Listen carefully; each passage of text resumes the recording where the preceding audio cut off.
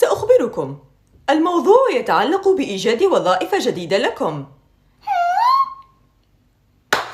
هل سنحصل على وظائف؟ كما أنه سيتم ترشيح أحدكم لنيل منحة الثانوية العامة.